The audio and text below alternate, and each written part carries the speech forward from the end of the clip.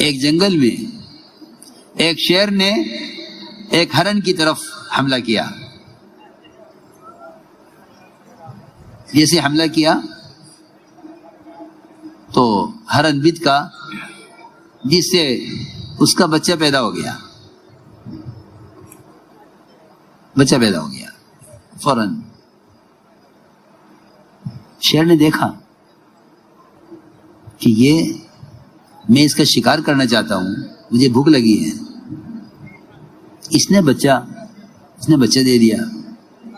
اگر میں اسے پھاڑ کھاتا ہوں بچے کا کیا ہوگا؟ اور اگر میں اس بچے کو کھا لیتا ہوں تو ماں کا کیا ہوگا؟ یہ تو بچے کو گرا کے اپنی جان بچانے کے لیے بھاگ گیا. یہ مجھے ایک صاحب نے افریقہ کے ہیں، انہوں نے خود سنایا مجھے کہ میں نے اپنی آنکھوں سے دیکھا ہے یہ منظر.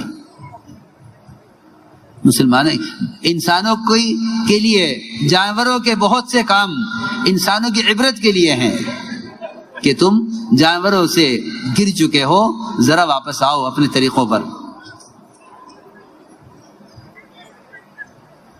شیر پریشان، اس بچے کا کیا کروں؟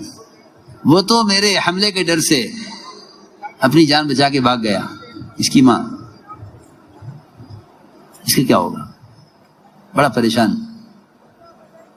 بڑی دور تک جنگل میں وہ اس بچے کو اپنے منہ میں لے کر اٹھائے پھرتا رہا. یعنی میں وہ سامنے مجھے بتلایا کہ میں گاڑی لے کے اس کے پیچھے رہا شیر کے، کہ دیکھو یہ کہاں تک جاتا ہے. آخر ایک جگہ وہ ہرن ملا اس کو، اس نے بچہ اس کے حوالے کیا اور چلا گیا. یہ مجھے صاحب نے خود سنا جنہوں نے دیکھا.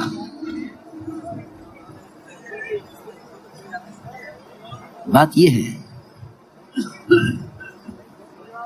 اس لیے میں نے عرض کیا کہ یہ انتہائی بد اخلاقی اور انتہائی درندگی کا مزاج ہے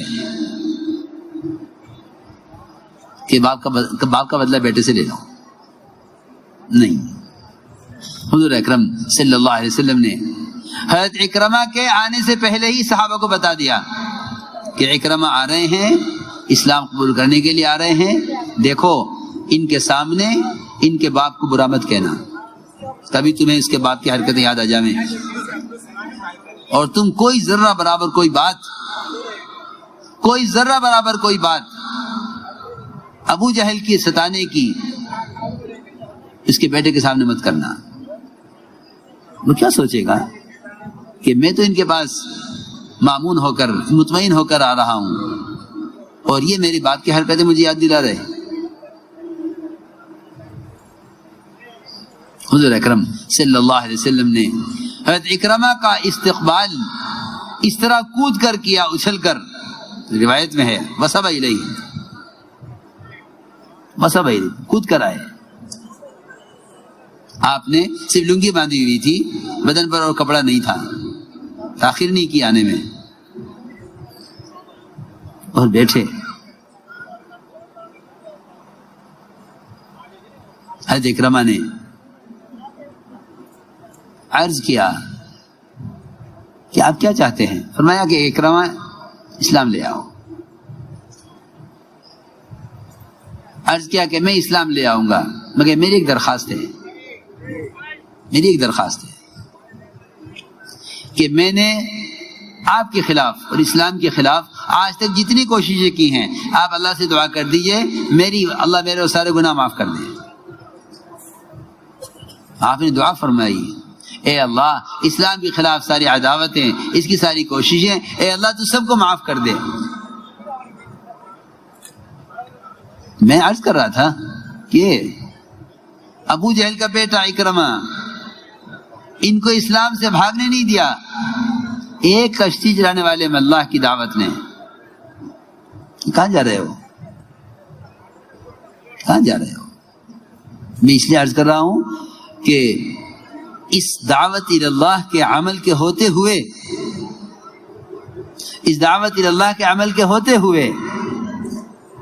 کسی علاقے سے مسلمانوں کے ارتداد کی خبر کا سننا کسی فرد یا کسی جماعت کے، یہ انتہائی حیرت اور تعجب کی بات ہے کہ جب اتنا بڑا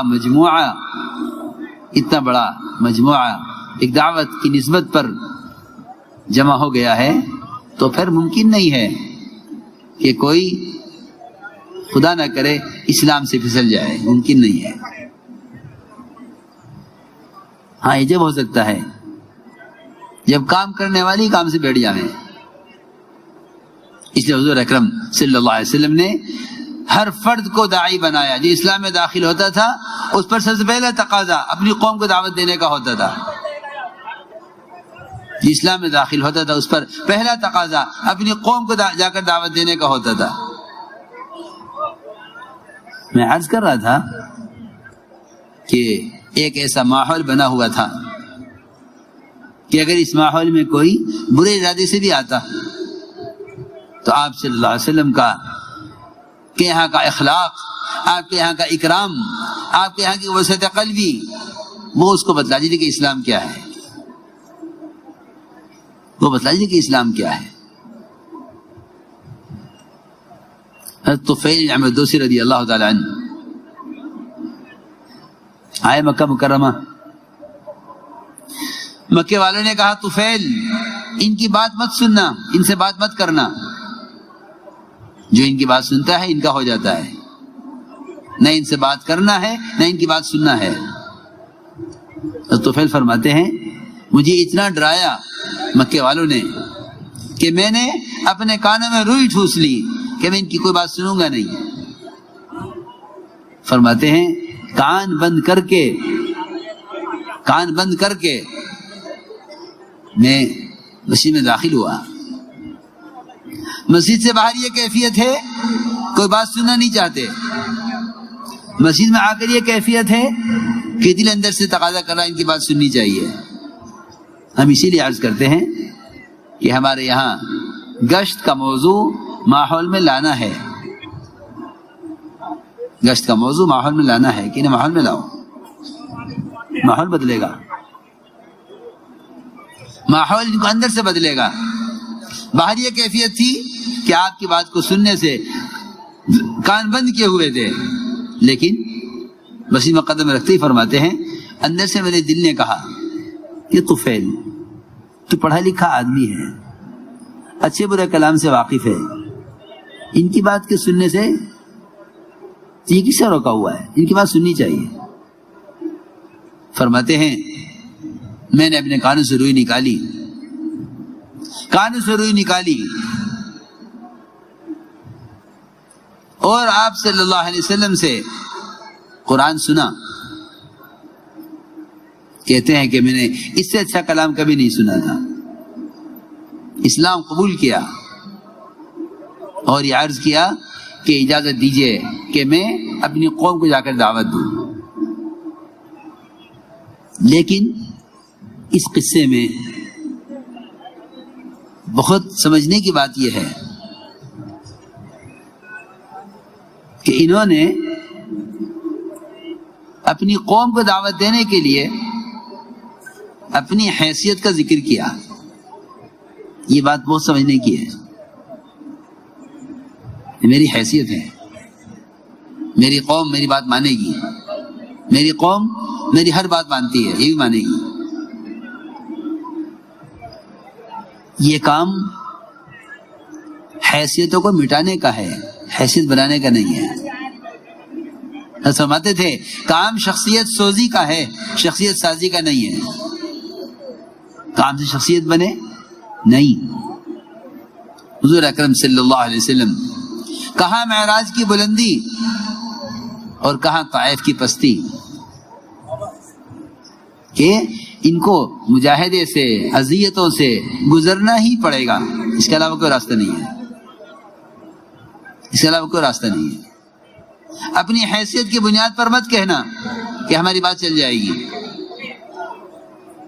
لہذا فرماتے تھے جو مجمع تمہاری محنت سے جمع ہوگا وہ تمہاری بات لے گا، جس کے پیچھے محنت نہیں ہے ان کے قلوب تمہاری بات کو قبول نہیں کریں گے۔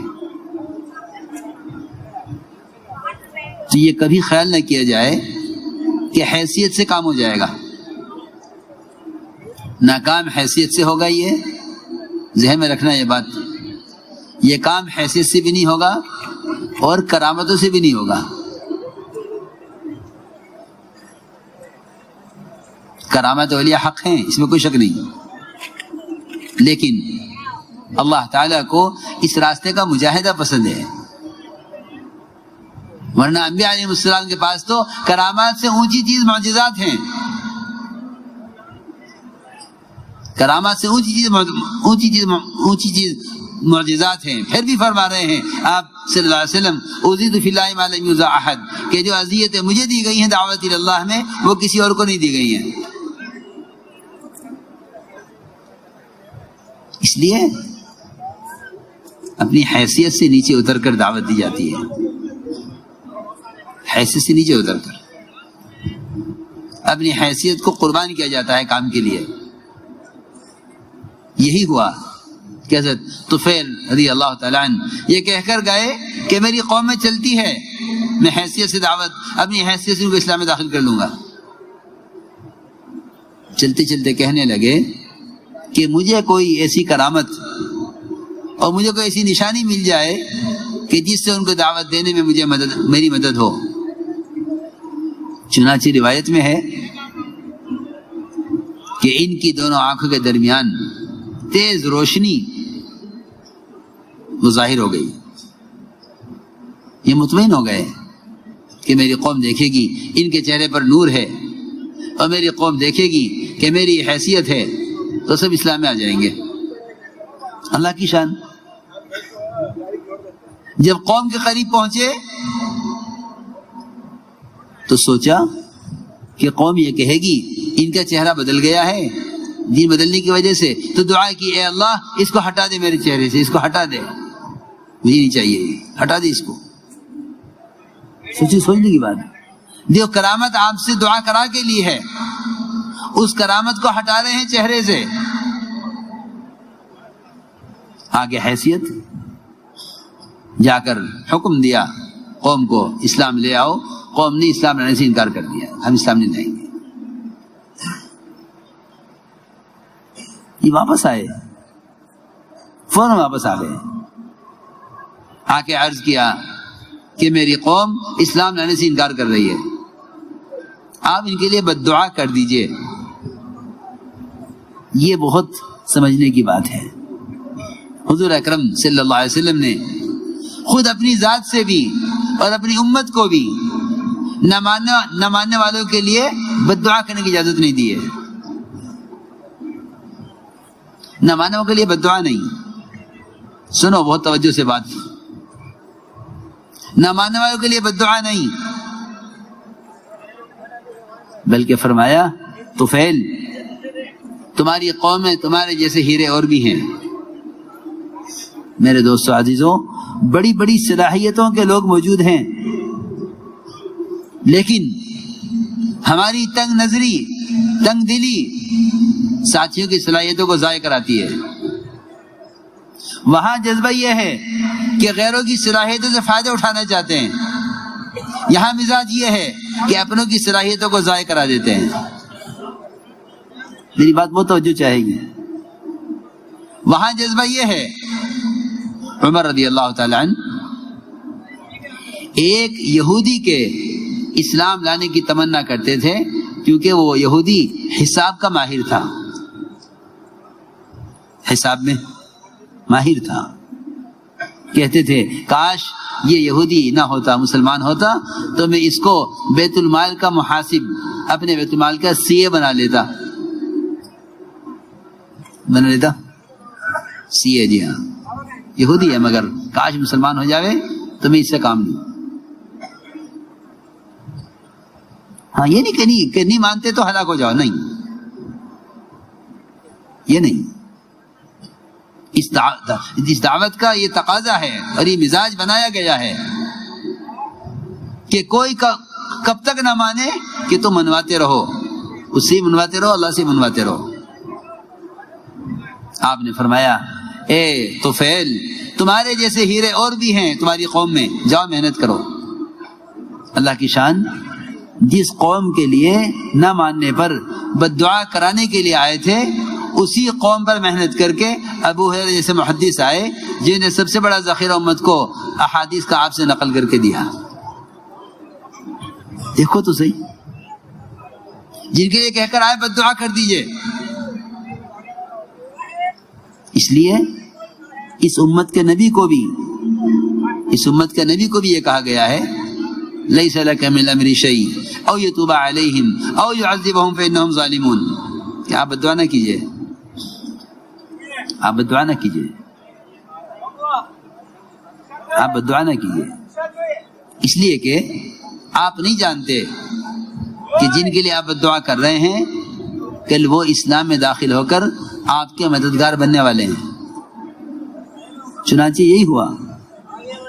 بعض وہ لوگ جن کے لیے حضور اکرم صلی اللہ علیہ وسلم نے بد دعا کا ارادہ کیا, اللہ نے روک دیا, پھر وہ کفر سے اسلام میں داخل ہوئے اور وہ آپ کے جانثار بنے. یہ بھی روایتیں ملتا ہے. ہاں, میں بزرگ بات کر رہا ہوں. کام کرنے والوں میں غصہ, جھنجھلاہٹ جب پیدا ہوتی ہے جب وہ